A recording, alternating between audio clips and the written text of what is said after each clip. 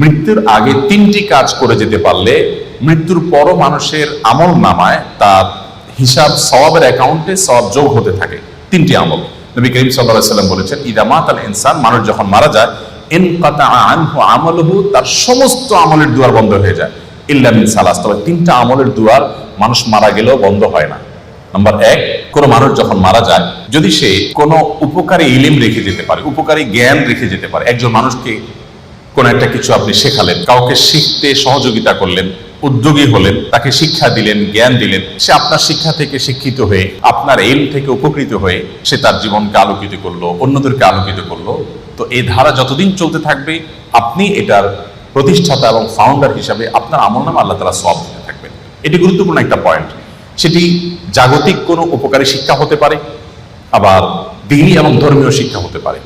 আপনি একটি দোয়া জানলেন, আপনি একটা আমল জানলেন, সেটি আরেকজনকে শেখালেন, তিনি আরেকজনকে শেখালেন, তো এই পরম্পরা যতদিন চলতে থাকে ততদিন পর্যন্ত মানুষের মৃত্যুর পর তার আমল নামে সওয়াব যুক্ত হতে থাকে। নাম্বার দুই, সাদকায়ে জারিয়া। সাদকায়ে জারিয়া বলা হয় ওই দান, যে দানের উপকারিতাটা লং টাইম পর্যন্ত চলতে থাকে। আমরা সাধারণত ওয়ান টাইম দানে বা এককালীন দানে অভ্যস্ত, অথচ দানের জন্য আমাদের সবচেয়ে বেশি লক্ষ্য রাখা উচিত কোন দানটা সবচেয়ে বেশি লাস্টিং করবে, অর্থাৎ যেটার উপকারিতা দীর্ঘমেয়াদে থাকবে। ধরুন আপনি একজন গরিবকে 200 টাকা দিয়ে দিলেন, 500 টাকা দিয়ে দিলেন, এর চেয়ে উত্তম তার জন্য এমন একটা ব্যবস্থা করে দিন যে সেখান থেকে দীর্ঘমেয়াদে তার উপকারিতা সে পেতে থাকবে। আপনি একটা বৃক্ষরোপণ করলেন, বৃক্ষরোপণ করা সেটা আপনার নিজের বাড়ির ছাদে হতে পারে, আপনার ব্যালকনিতে, বারান্দায় হতে পারে, আপনি একটা গাছ লাগালেন, একেবারেই জাগতিক একটা বিষয়। এই গাছের অক্সিজেন আপনি ভোগ করবেন, এর ফল ফসল আপনি ভোগ করবেন, বাট আপনি নিয়তটা যদি এটা করেন, নবী করিম সাল্লাল্লাহু আলাইহি সাল্লাম সাদকায়ে জারিয়া হিসেবে গাছ লাগাতে বলেছেন। তিনি বলেছেন, মা মিন মুসলিমিন ইয়াগরিসু গারসান আও ইয়াজরাউ যারা, কোন মুসলমান যদি কোনো গাছ লাগায়, কোনো ফসল করে, এবং সেখান থেকে যদি কোনো পশু পাখি খায়, কোনো মানুষ খায়, কোনো পোকামাকড় খায়, কোনো কীট পতঙ্গ খায়, তাহলে তার সওয়াব পাবে। এটি সাদকায়ে জারিয়া, যে আমি মরে যাব কিন্তু আমার গাছের এই সওয়াব আমার আমলনামায় যুক্ত হতে থাকবে। আমি যদি 2-4-10,000 গাছ লাগিয়ে যেতে পারি, 200-400 গাছ লাগিয়ে যেতে পারি, তাহলে সেখান থেকে কিছু গাছও যদি টিকে যায়, এবং যতদিন টিকবে মানুষ অক্সিজেন পাবে, ছায়া পাবে, ফসল পাবে, ফল পাবে, মানুষের মৃত্যুর পর এই আমলটার সওয়াব যেতে থাকবে।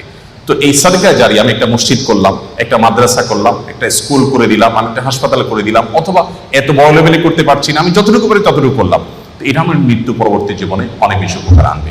নাম্বার 3, নেক সন্তান। সবচেয়ে বড় পয়েন্ট এটি যে আমাদের সন্তানদেরকে যদি আমরা আল্লাহমুখী করে যেতে পারি, আল্লাহর সাথে পরিচয় করে দিয়ে যেতে পারি, কোরআন এবং হাদিসের সাথে তাদের রিলেশন করে দিয়ে যেতে পারি, এই সন্তান যখন দোয়া করবে মৃত্যু পরবর্তী জীবনে সেটা উপকারে আসবে। নবী করিম সাল্লাল্লাহু আলাইহি সাল্লাম বলেছেন, একজন জান্নাতীকে আল্লাহ তাআলা তার জান্নাতে যে স্টেজে তিনি আছেন, যে স্তরে আছেন, যে লেভেলে আছেন, সেখান থেকে হঠাৎ করে অনেক উপরে উঠাই দিবেন। দেওয়ার পর জান্নাতি বলবে, আল্লাহ আমাকে এই স্তর থেকে এত আফার ক্লাসে নিয়ে যাওয়ার কারণটা কি? আমি তো এখন আর আমল করে নিজের মর্তবা মর্যাদা বৃদ্ধি করার কোনো সুযোগ নেই। তখন আল্লাহ তাআলা বলবেন, তুমি পৃথিবীতে যে সন্তান রেখে আসছো, সে তোমার জন্য যে দোয়া করেছে, তার প্রতিটি দোয়ার ফলশ্রুতিতে তোমার মর্যাদা এখানে বৃদ্ধি হচ্ছে। এই জন্য মানুষের নেক সন্তান বা সুসন্তান রেখে যেতে পারলে, তারা যদি মা বাবার জন্য দোয়া করে, সেটা অনেক বেশি উপকার আসে। আমরা আজকাল আমাদের মৃত আত্মীয় স্বজনের জন্য অন্যদের কাছে দোয়া চাই। অন্যদের কাছে দোয়া চাওয়া নিষেধ নয়, সেটা চাওয়া যেতে পারে, কিন্তু সবচেয়ে বড় কথা হলো সন্তান এবং পরিবারের সদস্যরা তারা দোয়া করবেন, এবং তাদের দোয়াতে যে নিষ্ঠা থাকবে, তাদের দোয়াতে যে ঐকান্তিকতা থাকবে, যে আন্তরিকতা থাকবে, সেটি অন্য 10 জনের দোয়াতে কখনোই আসবে না। সেই জায়গা থেকে আমাদের চেষ্টা করা উচিত।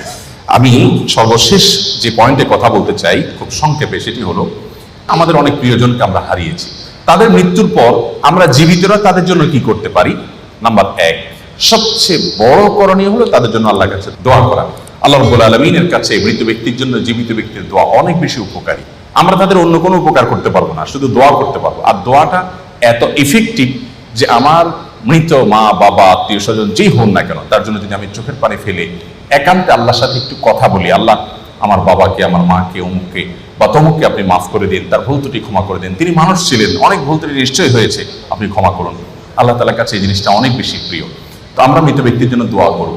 এই জন্য আপনি খুব গুছিয়ে কিছু বলতে পারছেন না, আপনি শুধু চোখের পানি ফেলতে জানেন, মনে মনে আল্লাহর কাছে চাওয়াটা পেশ করেন। আপনি আপনার বাবার, আপনার মায়ের, আপনার আত্মীয় স্বজনের জন্য মাগফিরাত আশা করেন, ক্ষমা আশা করেন, নাজাত আশা করেন, মুক্তি আশা করেন, জান্নাত প্রাপ্তির নিশ্চয়তা আশা করেন।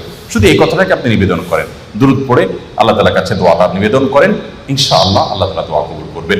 আল্লাহ তাআলা কোরআনে ঘোষণা দিয়েছেন, তোমরা দোয়া করো, আমি দোয়া কবুল করবো। অতএব মৃত ব্যক্তির জন্য দোয়া করাটা হলো সবচেয়ে প্রয়োজনীয় আমল, যেটি আমরা চলতে ফিরতে উঠতে বসতে আনুষ্ঠানিকতা ছাড়াও করতে পারি। দোয়ার জন্য কোনো আনুষ্ঠানিকতার কোনো প্রয়োজন নাই। আপনি কর্মক্ষেত্রে আছেন, হঠাৎ আপনি নিরিবিলি বসে আছেন, আপনি মনে মনে দোয়া শুরু করে দেন। আপনি হাত তুলে দোয়া করার দরকার নেই, ওযু নাই, তাও আপনি দোয়া করতে পারেন। দোয়াটা এত সহজ একটা আমল, যার কারণে আমরা সর্বক্ষণ আমাদের মৃত ব্যক্তিদের জন্য, আত্মীয় স্বজনের দোয়া করবো। নাম্বার 2, সাদাকা, যেটা একটু আগে আমি বলছিলাম, দান করা, মৃত ব্যক্তিদের তরফ থেকে দান করা। আপনি যে কোনো একটা দান করলেন, 100টা টাকা দান করলেন, দেওয়ার সময় আপনার ইন্টেনশন থাকবে, আল্লাহ এই দানের যে সওয়াবটা, এটা আমার নয়, আমার বাবার অ্যাকাউন্টে, আমার মায়ের অ্যাকাউন্টে আপনি জমা করে দিবেন, তার তরফ থেকে আমি দান করলাম। এটা একটা দারুণ স্কোপ, যে তারা দান করতে পারছেন না, কিন্তু আমরা তাদের হয়ে দান করতে পারছি, এটা শরীয়ত এলাও করে। এবং এক্ষেত্রেও সাদকা জারিয়া সবচেয়ে উত্তম। একজন ব্যক্তি এসে নবী করিম সাল্লাল্লাহু আলাইহি ওয়াসাল্লামের কাছে বলেছেন, ইয়া রাসূলুল্লাহ, আমার একটা কূপ আছে, পানির, সেখান থেকে পানি পান করে মানুষ উপকার হয়, আমি এটা আমার মায়ের তরফ থেকে দান করতে চাই। নবীজি বললেন, অবশ্যই তুমি করতে পারো, সে সুযোগ আছে এবং এর সওয়াব তোমার মায়ের অ্যাকাউন্টে জমা হতে থাকবে। বিধায় আমরা আমাদের মৃত ব্যক্তির তরফ থেকে দান করতে পারি। বিশেষ করে দানের একটা অংশ আমাদের সবসময় থাকা উচিত আমাদের বাবা মাকে, যারা আমরা হারিয়েছি, যাদের কাছে আমাদের চিরঋণী আমরা, তাদের জন্য আমাদের দোয়ার একটা অংশ, দানের একটা অংশ থাকবে। দেওয়ার সময় নিয়ত থাকবে, আল্লাহ এই টাকাটার সওয়াবটা আমি তার জন্য দিতে চাই। তার জন্য দিলে আল্লাহ তাআলা আপনাকেও মাহরুম করবেন না ইনশাআল্লাহ। নাম্বার 3, হজ এবং উমরা। তবে দানের ক্ষেত্রে আমরা একটু আগে যে বলছিলাম, স্থায়ী দান হলে সেটা ভালো, কোন স্থাপনা তৈরি করা, এমন কিছু করা যেটা দীর্ঘমেয়াদে থাকবে, সেটি। 3 নম্বর আমল হলো হজ এবং উমরা। মৃত ব্যক্তির তরফ থেকে হজ উমরা করা যায়।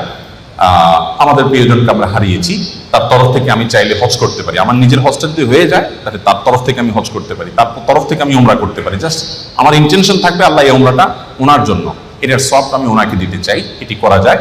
এবং নবী করিম সাল্লাল্লাহু আলাইহি ওয়াসাল্লাম সম্পর্কে একাধিক সাহাবী জিজ্ঞাসা করেছেন কারোর বাবা, কারোর মায়ের জন্য, যে আমি তাদের তরফ থেকে হজ করতে চাই। নবী সাল্লাল্লাহু আলাইহি ওয়াসাল্লাম এটাকে অ্যালাউ করেছেন, বলেছেন হ্যাঁ তুমি এটা করতে পারো এবং সওয়াব তিনি পাবেন। চতুর্থত যে আমলটি করতে পারি তা হলো রোজা। বিশেষ করে কোনো ফরজ রোজা যদি তারা না রেখে থাকেন, আপনি তার রোজাগুলো রেখে দিতে পারবেন। মান্যতের কোনো রোজা থাকলে সেগুলো আপনি রেখে দিতে পারবেন। বুখারী এবং মুসলিম সহ বিভিন্ন হাদিস গ্রন্থ দ্বারা মৃত ব্যক্তির তরফ থেকে রোজা রাখলে এটি তার উপকারে আসবে, সেটি প্রমাণিত হয়। অর্থাৎ তার তরফ থেকে আমরা রোজা রেখে দিতে পারি।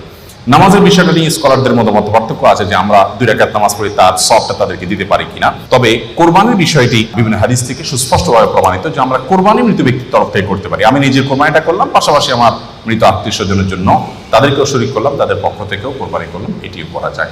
তো এই আমলগুলো মোটামুটি আমরা মৃত ব্যক্তির তরফ থেকে করতে পারি।